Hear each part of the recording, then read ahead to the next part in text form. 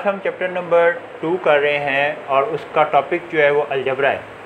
इसकी exercise number 2.1 है। Question number 1, identify each number.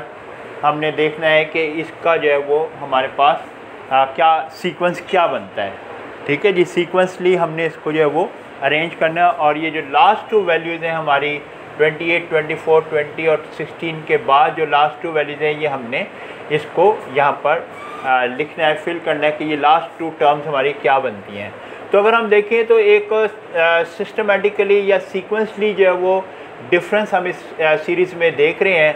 और वो इस तरीके से देखा जा सकता है कि अगर हम इनकी डिस्टेंस अगर इनका देखें, मतलब ये है जैसे हम ये देखते हैं कि 24 में से माइनस करें 28 तो ये -4 का डिफरेंस बनता है, क्योंकि बड़ी वैल्यू के साथ माइनस है इसलिए इसका साइन जो है वो -4 आएगा।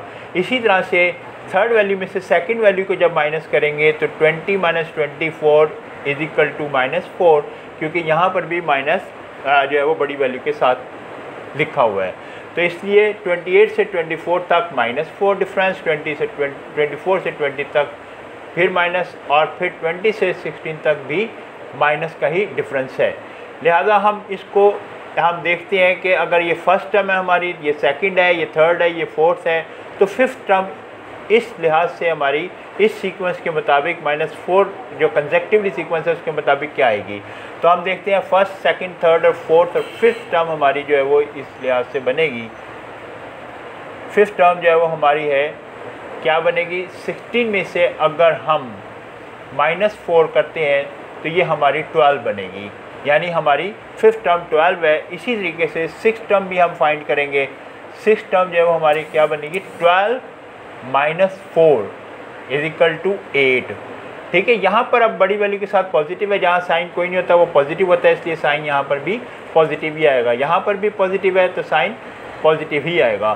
तो अब हमारी जो सीरीज़ बनी वो 28, 24, 20, 16, यहाँ जो फिल करना था हमने ब्लैंक पोजीशन पर, वो टर्म हमारी फिफ्थ थी, यहाँ पर 12 आ जाएगा और फिर सिक्स टर्म में हमारा 8 आ जाएगा। तो ये सीरीज़ हमने फाइंड करनी थी।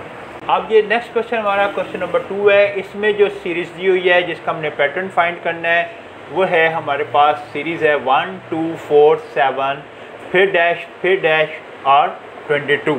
तो अब यहाँ पर हम देखते हैं कि इसके मुताबिक पैटर्न क्या बनता है इस सीरीज़ के मुताबिक।